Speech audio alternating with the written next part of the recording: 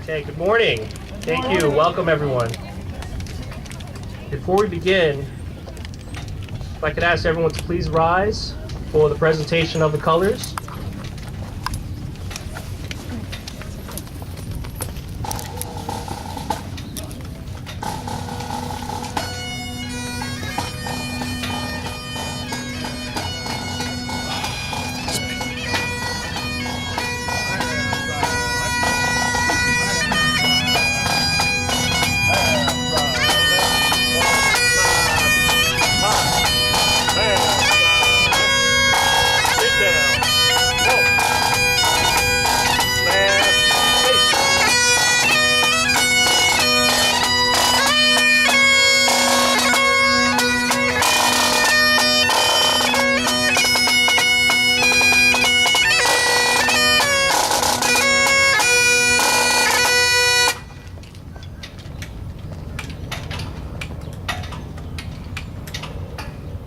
And now I'd like to invite a descendant of the Doherty family up to the front to lead us with the Pledge of Allegiance.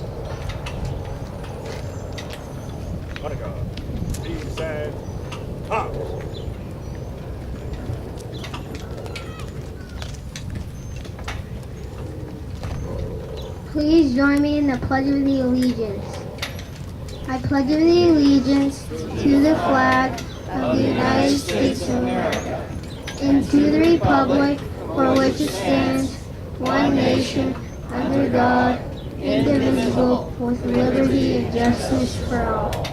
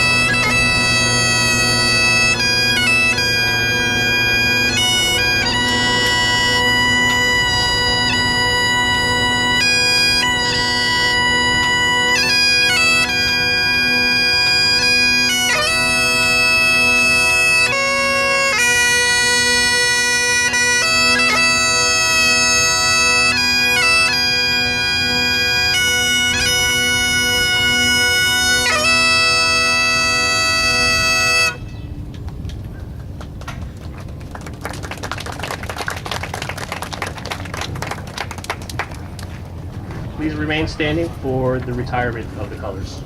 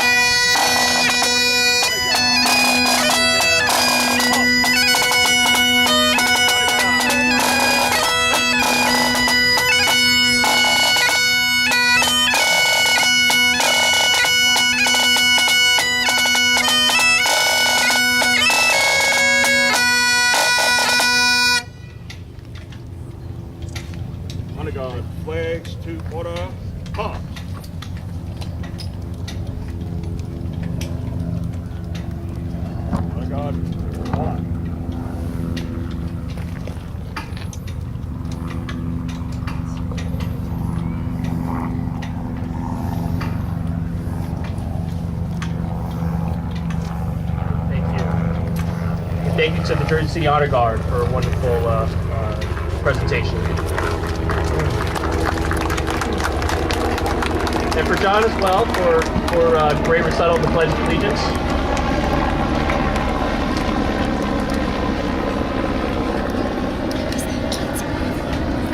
Good morning, everyone. Thank you for coming today. On behalf of New Jersey State Park Service, I want to welcome you to Liberty State Park. My name is John Luck. I'm the Deputy Superintendent here at the park. And I first want to acknowledge a few people in the audience today. We have John Hallinan of the Hudson County History Advocates here with us. Cynthia Harris, the Jersey City Library. Lee Faley of the National Park Service. Author Ron Semple. In the back, we have Kevin Titus and the DOA Historical Association providing some living history. The Doherty family, who've come from quite a few miles away.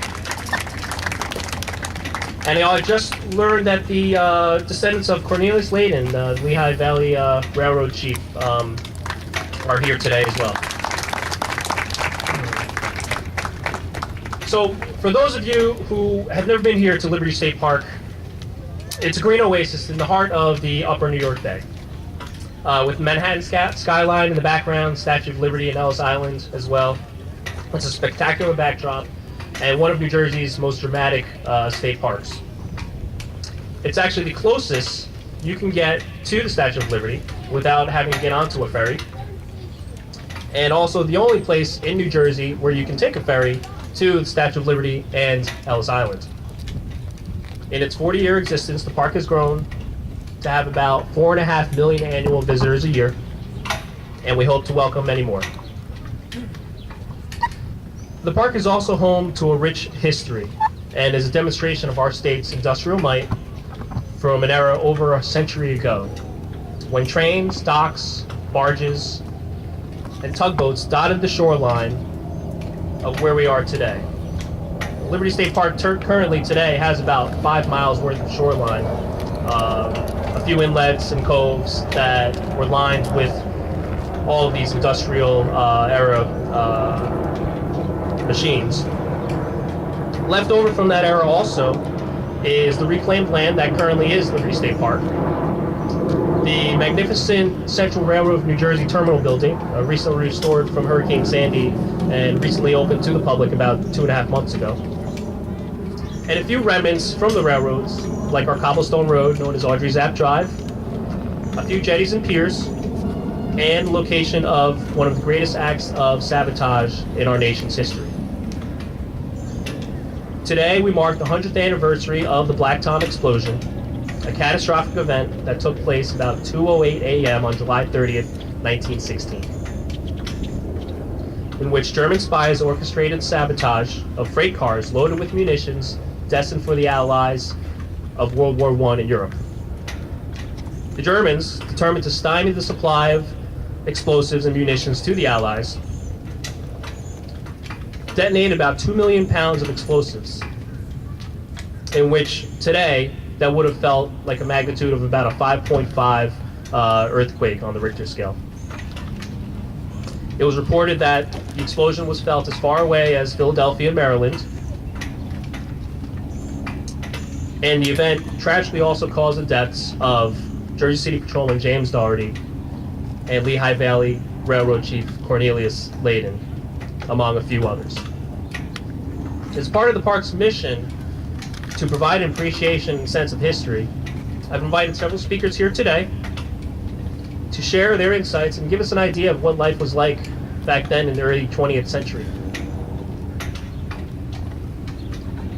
Our first guest is John Hallinan of the Hudson County History Advocates. Probably about maybe 10 months ago, John and I began talking about this day, the 100th anniversary of the Black Tom explosion, and what we really should be doing in order to mark and commemorate the event. An important, moment in history, as John, as many people may know, has been involved in most, if not all, local historical moments here in Jersey City and Hudson County.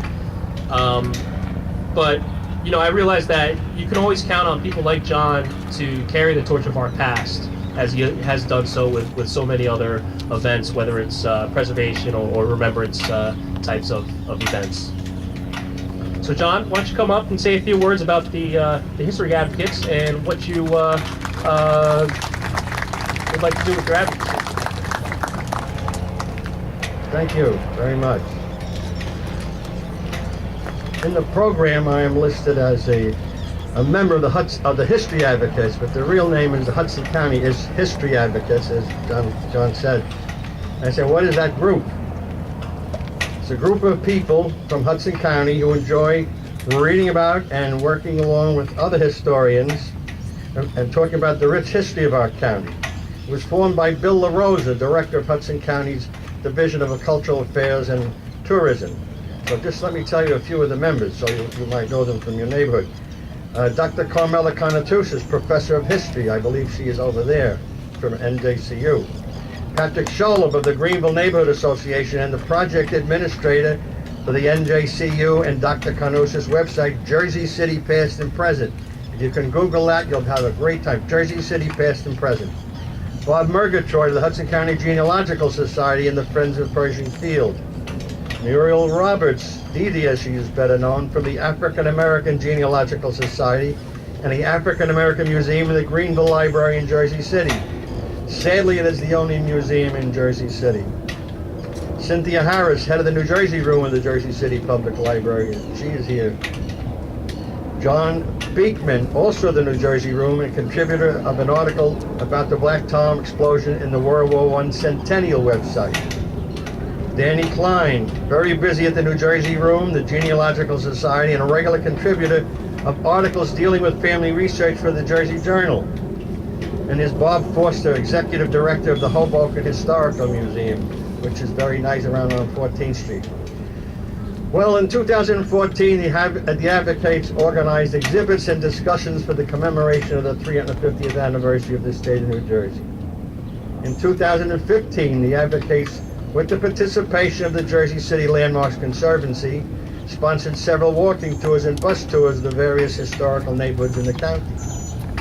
In 2016, we assisted the Deputy Superintendent, Don, in planning this ceremony. In 2017 and 18, we will have something for people to learn about World War I and its aftermath, in which we had another World War, and we are still suffering from territorial problems from the peace process. We'll learn about that. Now, it appears we have interest in our local history and bringing it to residents of those neighborhoods and the public at large, which we do. But we also want to recognize this great park as a focal point in America for the history of our country. Right behind us is the Statue of Liberty, the symbol of our country and known as such the world over. A beacon to people who would be free, especially free of oppression. Also, there is Ellis Island, operating for only 62 years. It processed more than 12 million people coming here, inspired by the words inscribed on the Statue of Liberty. I'm sure many of you have stories of your family members coming here inspired by one island and being processed in the other. My own family, they jumped ship in New York Harbor in the 1840s, and I'm glad there was nobody around to get them. So in closing, let me say one more thing about the value of history in everyday life. Patrick Henry, in his speech where he said the immortal words, "Give me liberty or give me death," also said, "I have but one lamp by which my feet are guided, and that is the lamp of experience. I know of no way of judging of the future but by the past." So if anyone is interested in participating with us in any of these historical adventures, please see me after the ceremony. Thank you, and stay cool.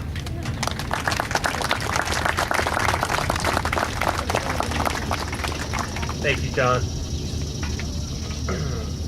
Our next speaker is Park Ranger Lee Faley of the National Park Service. Lee's a longtime resident and active member of the Historic Preservation Commission in Bayonne.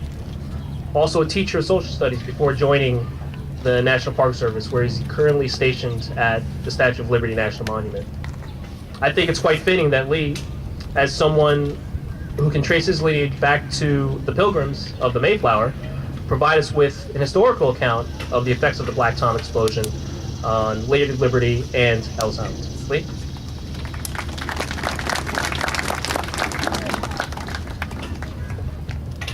On behalf of the National Park Service, which is also celebrating their centennial year, and the Statue of Liberty National Monument, we thank Liberty State Park and Jonathan Lockley with the opportunity to give you the ideas and the facts about what was happening on Liberty Island, which is formerly known as Bedloe's Island.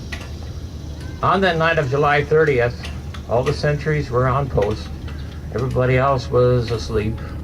And then when the first blast went off, a little after 2 in the morning, the commander, who was Captain Alfred Clifton, his wife, woke up to the shattering blast, because that's what the first day explosion did. It broke all the windows, or a number of windows on the island.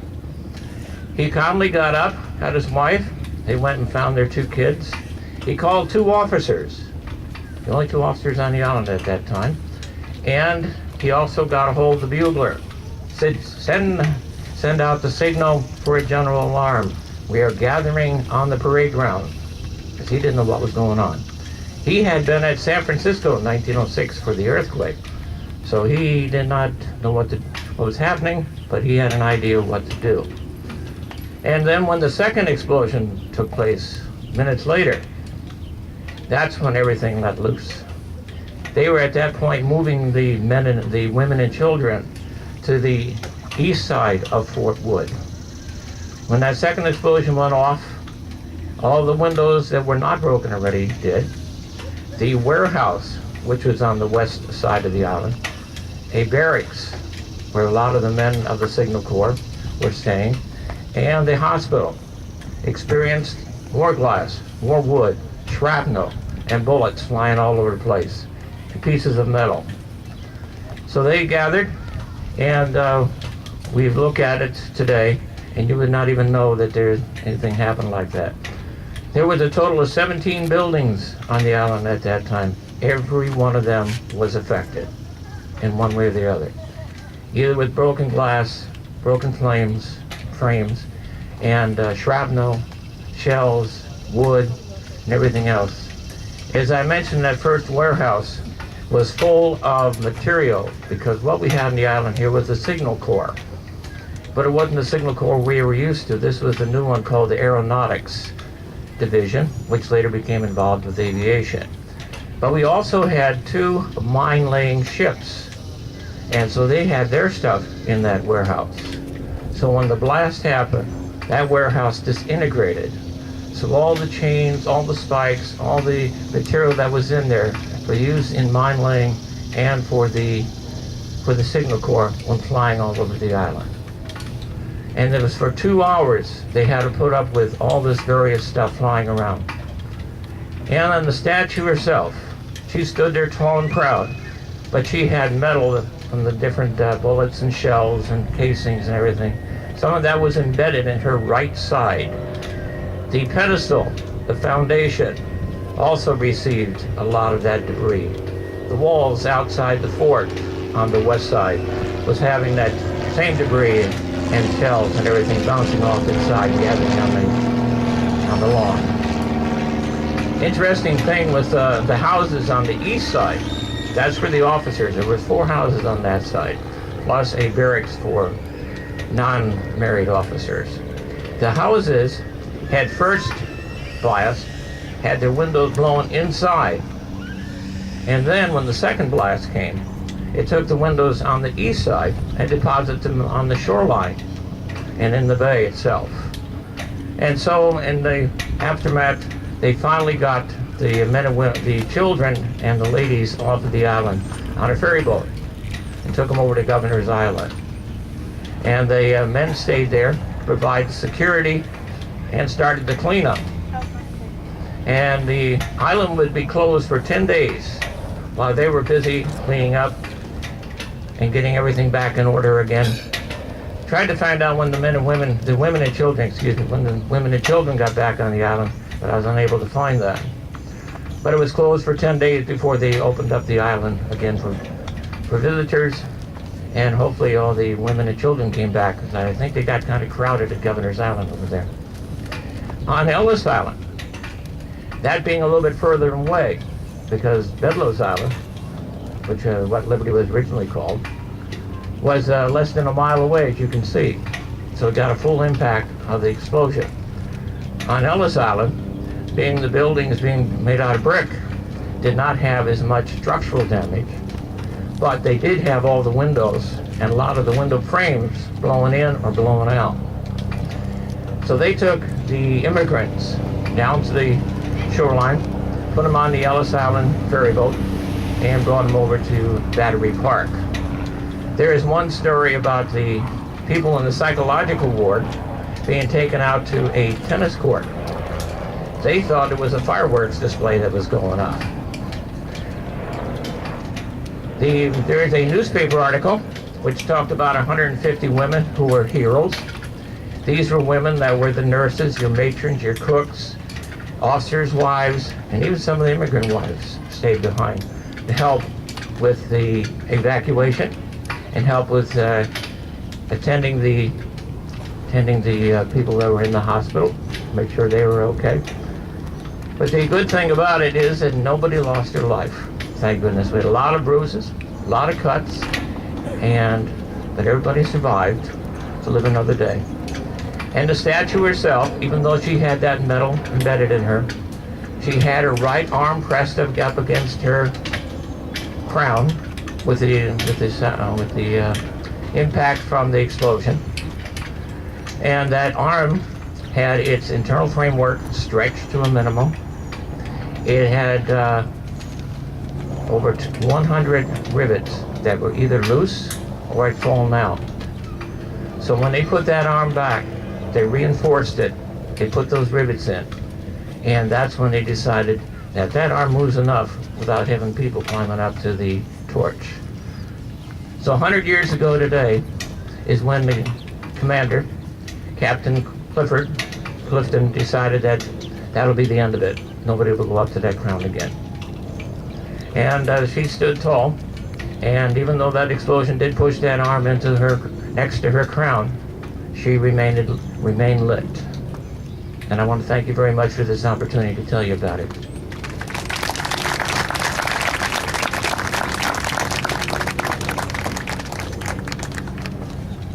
Thank you, Lee.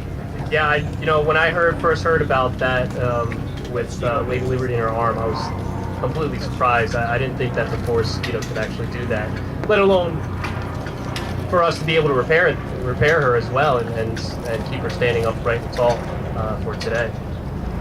So our next speaker, I want you to welcome Ron Semple, an author and fifth-generation Jersey City native who wrote a historical fiction novel called Black Tom, Terror on the Hudson. Ron's a man of many hats. He was a Marine, a firefighter, a reporter on the old Hudson Dispatch, and an editor with the Jersey Journal. Ron has done a wonderful job. I myself had taken the time to read his novel, despite having a 3- and 5-year-olds climbing all over me at home. But he's done a wonderful job weaving together a story in an effort to give readers an idea of what life was like in the early 20th century. His novel is filled with real-life characters, such as the infamous Frank Hague, known locally, of course, to President Woodrow Wilson. But he also created characters that accurately represented the time period, giving people, back then, a common voice and a place in a very real and tragic event. Ron, why don't you join us here?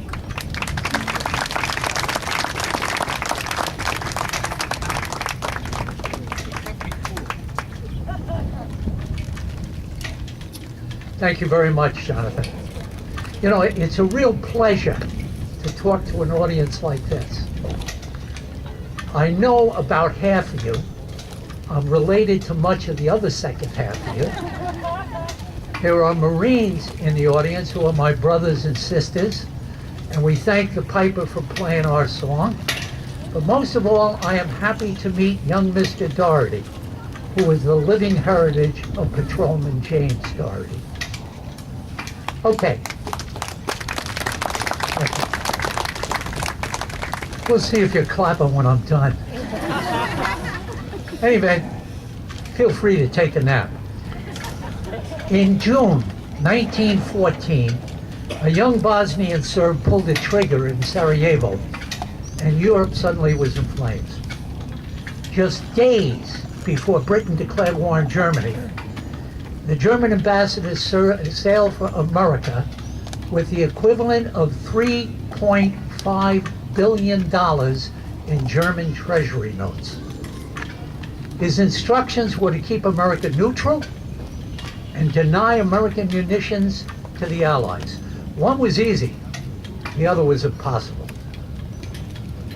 President Wilson immediately opted for strict neutrality, but Americans chose up sides anyway. 8 million Germans wanted Germany to win the war. 4 million Irish wanted Britain to lose the war. Most other Americans were for the Allies. Few wanted America to go to war. America supported Wilson in neutrality and were going to get paid for it by full employment and huge profits. All American munitions went to the Allies thanks to the British blockade of Germany. The German embassy turned to sabotage. There would be more than 200 incidents of sabotage or attempted sabotage while America was still at peace. The few saboteurs that were caught or thwarted are tried in local courts as criminals. They can't be tried as enemy agents. Germany is not the enemy. We are neutral. Germany really wasn't worried about America's reaction to such provocations anyway. The German general staff thought that the war would be long over before 1920 when they expected the Americans to be ready for it. Germany's army was 20 times larger than the American army. Dr. Walter Scheele, a German sleeper agent since 1893, uses his chemical factory in Hoboken to perfect his ingenious cigar bombs. It's a lead tube with volatile chemicals that eat through a copper disc, producing intense flame on either end. Irish longshoremen and others will plant these bombs on British ships amid flammable cargo. At least 35 British ships are sunk or their cargo so severely damaged to be destroyed and they limp to port. Frank Hague, Jersey City's Commissioner of Public Safety, went to Washington in January 1916 to stop munitions from being shipped through Black Tom, which was a huge railroad depot here on the Hudson River waterfront. Congress ignores his protests about the lack of safety there. 75% of the munitions shipped out of the harbor in New York went through Black Tom. The danger is obvious, but Haig wasn't worried about sabotage, he was worried about industrial accidents. Black Tom got its water, electricity, telegraph, and telephone service from Jersey City. The city's fire department protected it, but not the police. Black Tom was private property and beyond the domain of the local police unless they were called in. Never mind. The Lehigh Valley Railroad had its own police force. The same one that couldn't stop street urchins from stealing tons of coal every day as their coal trains moved through Jersey City. So every day, hundreds of thousands, often millions of pounds of shells, ammunition, dynamite, black powder, TNT, and other explosive materials were sidetracked onto Black Tom, ready to take the next leg of their journey across the Atlantic Ocean. These munitions were bought, paid for, and shipped by the agents of Great Britain, France, and Russia. Nobody expected trouble. This is America, not Europe. President Wilson was renominated by the Democratic Party in June 1916. The campaign slogan is, "He kept us out of war." Now it is just weeks later, The afternoon of Saturday, July 29, 1916, was very pleasant at Black Top. It was warm, not hot, maybe a little cooler than today, and a nice breeze was coming in over the river, although I don't think the flag was blowing in anybody's face then.